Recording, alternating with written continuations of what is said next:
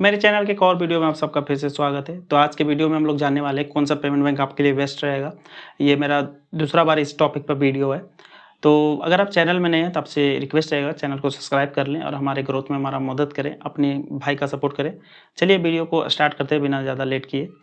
तो थोड़ा-सा मैं इंट्रो देना चाहूँगा कि जो पेमेंट बैंक है इसका निर्माण इसलिए हुआ था कि गाँव जो क्षेत्र होते हैं उनमें बैंकिंग सर्विसेज़ को दिया जाए, क्योंकि गाँव में 8-8 9 किलोमीटर दूर बैंक के जो ब्रांचेज़ होते हैं, तो वहाँ के लोगों को बैंकिंग सर्विसेज़ उठाने में थोड़ा त दिक्कत होता है। लेकिन जब से ये पेमेंट बैंक आए हैं तो कोई भी दुकानदार इसका आईडी लेके उसका में काम कर सकता है और बैंकिंग सर्विसेज़ को वहाँ के लोगों को दे सकता है। तो इसलिए पेटीएम पेमेंट बैंक या जो भी पेमेंट बैंक है उनका निर्माण किया गया था। तो अब स्टार्ट करते हैं हर एक एक पेमेंट बैंक के बारे में आपको थोड़ा मैं इस वीडियो में उन्हीं डिटेल को शेयर करूँगा जो आपके लिए मतलब फ़ायदेमंद या नुकसान हो सकते हैं। मतलब ऐसे चार्जेस के बारे में मैं बताऊँ, ऐसे जनरली वैसे कोई चार्जेस नहीं होते हैं, लेकिन ऐसे चार्जेस के बारे में मैं नहीं बताऊँगा जो आपके लिए इनएग्लिजिबल है, मतलब आपके लिए कोई मायने ही नहीं रखता। वो चार्ज आपको कभी लगेंगे नहीं, उनके बारे में मैं कभी नहीं बात करूँगा। जो लगेंगे आपको बस वही चार्जेस के बारे में आपको बताऊँगा। तो सबसे पहले हम लोग बात करते हैं Airtel payment bank. Airtel payment bank में आपको एसएमएस अलर्ट चार्ज लगेगा। सबसे सिंपल आपको मतलब पर क्वार्टर ₹17 का, मतलब जनरली हर एक बैंक का ₹17 का ही रहता है पर क्वार्टर। तो पर क्वार्टर आपको ₹17 का चार्ज लगेगा। दूसरा क्या है, इसमें आपको डेबिट कार्ड अगर आप रखते हैं तो डेबिट कार्ड का पहले जब डेबिट कार्ड लीजिएगा तब आपको चार्ज लगेगा 300 समथिंग, और फिर आपको जब इनका एनुअल चार्ज होगा तब 250 समथिंग करके लगता है। तो ये 2 चार्जेज़ हैं जो आपको लगेंगे। और एक चार्जेज़ है एनुअल मेंटेनेंस चार्ज। तो आपका ये एनुअल मेंटेनेंस चार्ज भी लिया जाएगा। अगर आप इस चार्ज को हटवाना चाहते हैं तो कस्टमर केयर से बात करके हटवा सकते हैं। और ये ₹99 प्लस जीएसटी है। अब बात करते हैं पेटीएम पेमेंट बैंक का। तो पेटीएम पेमेंट बैंक में अभी आप खाता नहीं खुलवा सकते हैं। अभी मतलब इनका जो ऑनबोर्डिंग सिस्टम है वो अभी बंद है, मतलब कोई भी नया कस्टमर इसमें अकाउंट नहीं खुलवा सकता है। लेकिन जो कस्टमर पहले से अपना आधार कार्ड और पैन कार्ड इसमें अटैच कर रखा है वो खुलवा सकते हैं वीडियो केवाईसी के थ्रू। अब आते हैं हम लोग इसमें कि इसमें क्या चार्जेज़ है। तो पहला, अभी इसमें किसी तरह का कोई चार्जेज़ नहीं है, मतलब एसएमएस अलर्ट चार्ज लगने वाला लेकिन अभी तक नहीं है। मे बी फ्यूचर में लग जाएगा, लेकिन अभी फ़िलहाल कोई भी चार्जेज़ नहीं है। हाँ, अगर डेबिट कार्ड इसका रखें तो आपको डेबिट कार्ड लेने टाइम चार्ज लगेगा 200 कुछ रुपए का, और जब डेबिट कार्ड आपका पास रहेगा तो सालाना चार्ज लगेगा। ये भी हो गया। जियो पेमेंट बैंक, तो जियो पेमेंट बैंक में अभी किसी तरह का कोई चार्ज नहीं, क्योंकि इसमें आपको डेबिट कार्ड भी नहीं मिलता है, तो डेबिट कार्ड के बारे में सोचना ही नहीं है। तो इसमें अभी किसी तरह का कोई भी चार्ज नहीं है। अब हम लोग आते हैं इंडियन पोस्ट पेमेंट बैंक। तो इंडियन पोस्ट पेमेंट बैंक में आपको एसएमएस अलर्ट चार्ज लगेगा ही लगेगा, और इसमें भी आप डेबिट कार्ड ऑर्डर नहीं कर सकते, मतलब आपको सिर्फ वर्चुअल डेबिट कार्ड दिया जाता है। तो इसमें किसी तरह का कोई चार्ज नहीं, सिर्फ एसएमएस अलर्ट चार्ज है। एनएसडीएल पेमेंट बैंक का बात कर लेते हैं। तो एनएसडीएल पेमेंट बैंक भी जो है इसमें आपको एसएमएस अलर्ट चार्ज लगता है, और दूसरा जो चार्ज है वो आपको लगता है अगर आपके पास डेबिट कार्ड है तो उसका एनुअल मेंटेनेंस चार्ज। उसके बाद इसमें भी कोई चार्ज नहीं है। फिनो पेमेंट बैंक की बात करें तो उसमें भी एनुअल मेंटेनेंस चार्ज लगता है, और इसका जो एनुअल मेंटेनेंस चार्ज है सबसे ज़्यादा लगभग 400-500 ऐसे कुछ लगता है, मुझे भी पता नहीं है, बस एक मैं अंदाजा के तौर पर बता रहा हूँ। और इसमें भी आपको एसएमएस चार्ज लगेंगे। तो मैं इस बैंक को कभी रिकमेंड ही नहीं करूँगा किसी को कि इसमें खाता खुलाएं। अब बात आते हैं, इस सब मैं बताता हूँ। देखिए, हर एक बैंक में आप 2 तरीके से खाता खुला सकते हैं। पहला ऑनलाइन, मतलब वीडियो केवाईसी के थ्रू। दूसरा ऑफलाइन, अंगूठा लगा के, मतलब जो इनका केवाईसी पॉइंट या सीएसपी पॉइंट रहता है वहाँ पे जाके। अब चलिए, आपका खाता खुल जाएगा, अच्छा बात है। अब उसके बाद हम लोग बात कर लेते हैं कि कौन सा बैंक आपके लिए बेस्ट रहेगा, क्यों बेस्ट रहेगा। तो देखिए, सब में आपको कस्टमर सपोर्ट बहुत अच्छा मिलता है, लेकिन कभी-कभी क्या होता है ना, किस्मत खराब रहे तो कस्टमर केयर को लगता ही नहीं है। तो उस टाइम आपका सारे बैंक का कस्टमर केयर मतलब काटने को दौड़ता है, समझिए आपको माइंड इरिटेट कर देगा, मतलब जब कॉल नहीं लगेगा तब। नहीं तो सारे बैंक का मस्त है।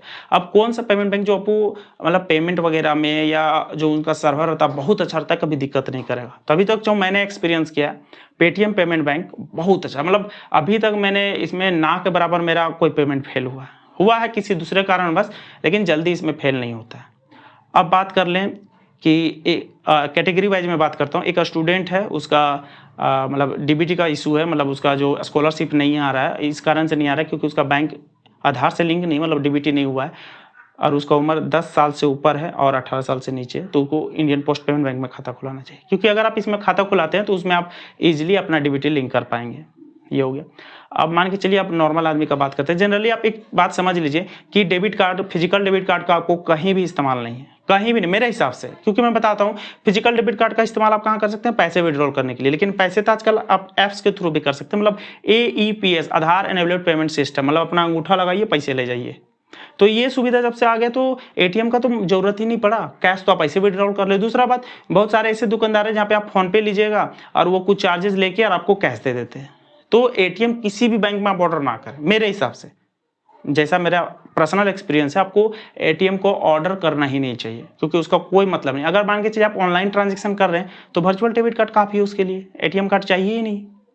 तो बस एक एटीएम कार्ड रखें कि कभी कहीं गए तो जरूरी में एटीएम का इस्तेमाल कर पाए। उसके बाद किसी में कोई भी एटीएम लेने का जरूरी नहीं, सब में वर्चुअल डेबिट कार्ड ही लो अगर ऑप्शन है तो, क्योंकि इसमें किसी तरह का भी कोई चार्ज नहीं लगता है, ना मेंटेनेंस चार्ज है ना इंश्योरेंस चार्ज है। हाँ, इंडियन पोस्ट पेमेंट बैंक में तो आपको 25 रुपये का इंश्योरेंस चार्ज लगेगा, और आप फिर से रीइंश्योरेंस करते हैं मतलब ब्लॉक करके लेते हैं तो उसमें भी लगता है, लेकिन अभी हटा दिया। मतलब बैंक का भी कोई भरोसा नहीं रहता कब कौन चार्ज लगा देता है कब हटा देता है। तो अब चलिए कैटेगरी वाइज बात करते हैं। मतलब ऐसा पेमेंट बैंक जो आपको कभी इशू नहीं करेगा, पेटीएम पेमेंट बैंक सबसे बेस्ट रहता है, लेकिन अभी अकाउंट उसमें नहीं खुल रहा है। अब चलिए कैटेगरी वाइज बात करते हैं एक और। जैसे स्टूडेंट के लिए मैंने बताया, अगर कोई स्टूडेंट जिसका 18 साल से ज़्यादा उम्र है तो पेटीएम, एयरटेल, इस दोनों में खाता खुला के अपना आधार कार्ड डीबीटी करवा सकता है, क्योंकि पेटीएम में इतना अच्छा फैसिलिटी का आप ऑनलाइन कर सकते हैं, आपको कहीं जाने की जरूरत नहीं, लेकिन एयरटेल में आपको जाना पड़ेगा केवाईसी पॉइंट में। अब मान के चलिए कि नॉर्मल इंसान है, आप जनरली जितने भी पेमेंट बैंक होता है उसका इस्तेमाल बस फोन पे गूगल पे चलाने के लिए ही इंसान करते हैं, उसी के लिए खुलवाते हैं। जितने भी ऑनलाइन अकाउंट होते हैं जनरली उसी के लिए खुलवाया जाता है। तो अब मान के चलिए इनमें आपका अकाउंट है और आप सिर्फ फोन पे गूगल पे चलाने के लिए कर रहे हैं, तो कौन सा पेमेंट बैंक आपके लिए बेस्ट रहेगा? तो देखिए, बिना कॉस्ट का, मतलब बिना किसी तरह के जीरो मेंटेनेंस चार्ज में आपको कोई अकाउंट चाहिए तो आपको लिए बेस्ट रहेगा जियो पेमेंट बैंक और पेटीएम पेमेंट बैंक। लेकिन पेटीएम अभी खाता नहीं खोल रहा है, तो ये दोनों पेमेंट बैंक जीरो चार्जेस पे है, मतलब किसी तरह का कोई चार्ज नहीं। अब बात रखिए कुछ चार्ज देके, तो कुछ चार्ज देके मतलब जैसे एसएमएस अलर्ट चार्ज, तो ऐसा पेमेंट बैंक जो आपके लिए मतलब किसी तरह का कोई भी चार्ज नहीं लगे, बस थोड़ा सा चार्ज लगे और आपको कुछ बेनिफिट भी हो जाए, तो एनएसडीएल पेमेंट मेरा सबसे फेवरेट है। NSDL payment bank, Paytm payment bank भी मेरा फेवरेट है, लेकिन एनएसडीएल इसलिए फायदा है क्योंकि इसमें जब भी मैं रिचार्ज करता हूं तो मुझे 239 की जगह पे 191 ही देना पड़ता है। क्यों? तो क्योंकि इसका जो है ना हर एक फ्राइडे को ऑफर चलता है, मतलब एक मंथ में किसी एक फ्राइडे में आप 100 रुपया ऑफ कर सकते हैं अपने रिचार्ज में। अगर 500 का रिचार्ज कर रहे हैं तो आपको 400 रुपया ही लगेगा, लेकिन अगर आप 239 का कर रहे हैं तो आपको 47 रुपया कम लगेगा, यानी 191 रुपया लगेगा। और मतलब नेक्स्ट शुक्रवार को भी इसका इस्तेमाल, आप मान के चलिए आपके घर में 2 फैमिली है, 3-4 मोबाइल है मान के चलिए, तो आप 2 मोबाइल में आराम से 239 का रिचार्ज करके 100 रुपये बचा सकते हैं। तो मेरे लिए सबसे बेस्ट और फेवरेट है, मतलब किसी भी इंसान के लिए सबसे बेस्ट और फेवरेट। आप मान सकते हैं आप एक गांव से बिलोंग करते हैं और अगर आपको 50 रुपये रिचार्ज में कम लग रहा है तो आपके लिए बहुत ज़्यादा बड़ा बात है। तो अगर आपको कोई ऐसा बैंक चाहिए कि आपको इसमें रिचार्ज में कुछ मतलब कुछ बेनिफिट हो जाए तो आप एनएसडीएल के साथ चाहिए। मेरा फेवरेट और पर्सनल है और सबसे मस्त भी है। अब बात करते हैं आपको सरकारी बैंक चाहिए, Indian post payment bank best रहेगा, सरकारी बैंक है। इसमें कुछ बेनिफिट आपको और मिल जाते हैं कि अगर आपका जो पोस्ट ऑफिस के कुछ सर्विसेज होते हैं उसका इस्तेमाल आप इसमें कर पाएंगे। पहला, अगर किसी का पोस्ट ऑफिस में अकाउंट है तो आप इंडियन पोस्ट पेमेंट बैंक के थ्रू उसके अकाउंट में पैसे डिपॉजिट कर सकते हैं। अगर आपका खुद का अकाउंट है तो आप उसमें लिंक करा के उसे पैसे इसमें और इससे पैसे उसमें कर सकते हैं। दूसरा, अगर आपका किसी का सुकन्या समृद्धि योजना है इंडियन पोस्ट पेमेंट बैंक में तो आप इस बैंक का इस्तेमाल करके उसमें पेमेंट कर सकते हैं। तो ये कुछ बेनिफिट है जो आप लोगों को इंडियन पोस्ट पेमेंट बैंक के साथ मिलता है। लेकिन थोड़ा सा मुझे माइंड इरिटेट करता है क्योंकि इसका सर्वर ना बहुत खराब रहता है, बहुत ज्यादा। मतलब कभी कभी तो इसका सही यूपीआई पिन डालिए फिर भी ये गलत बता देगा, और मैक्सिमम टाइम मतलब दिक्कत आज मतलब मेरा पर्सनल है, मैंने इस बैंक से ना झेल गया हूँ। तो मैं रिकमेंड नहीं करूंगा किसी को भी करे, लेकिन ऐसा नहीं कि मतलब मुझे झेला दिया तो सबको झेलाएगा, मतलब लेकिन कभी कभी दिक्कत कर सकता है।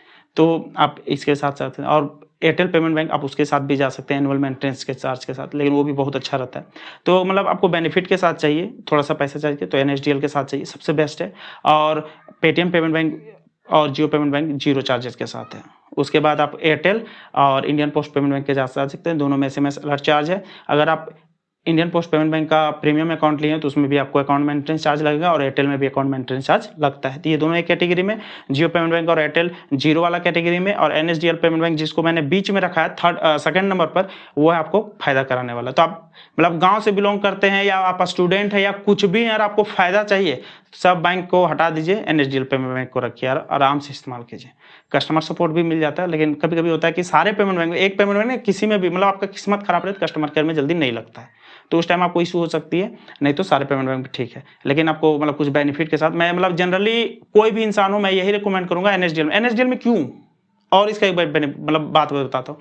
जितने भी पेमेंट बैंक में उसको आपको खुलाने के लिए क्या करना पड़ता है, या तो ऑनलाइन जाओ या तो सीएसपी में जाओ, ओके।